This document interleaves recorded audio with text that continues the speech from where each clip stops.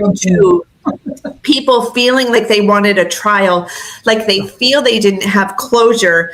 A lot of people are disturbed by this 6:15 a.m. ping on Nicole Kessinger's cell phone and not knowing her whereabouts that morning. Can we talk a little bit about Nicole Kessinger's role?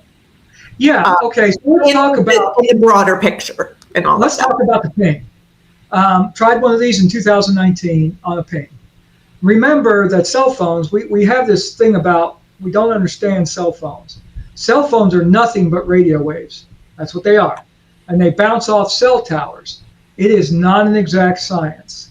There are lots of, you can be 3 blocks away, you could be 3 miles away, you could be in and out of between towers and ping on both of them. The question becomes about her pinging that morning is, with all of the cameras around, she's not anywhere. They went to the gas station. Some people will try to say they see her in the video, which you cannot see it exactly what you said. You cannot see a definite shadow of her or anything to, like you said, confirm she was exactly there. I want you to continue what you were about to say about the surveillance video, because that was important too. Yeah, she doesn't appear on any of the cameras. But let's say, just for yucks, if Colorado has what Georgia has, there is a law that says mere presence at a crime scene is not enough to convict you of that crime.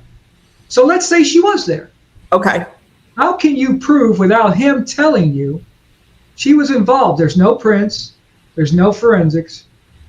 There's no nothing.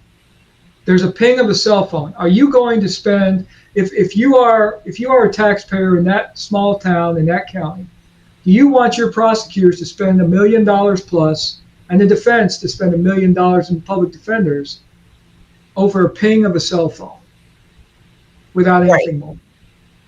The answer is no. I don't blame the prosecutor one bit. I think he would be, or she, whatever, would be run out on a rail if they did that, because they're going to lose that case. That case doesn't even get past the yuck factor.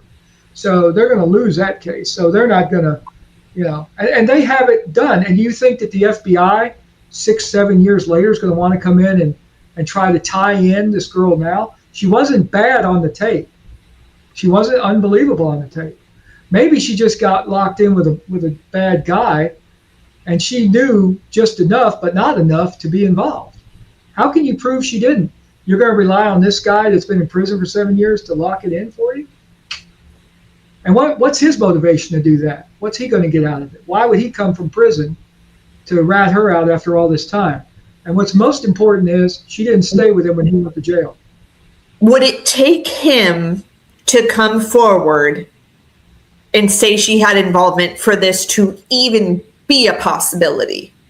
Yeah, and I don't think they'd ever stack her up with murder. I think where they'd stack her up is helping to hide the bodies. I don't think they ever get her with murder.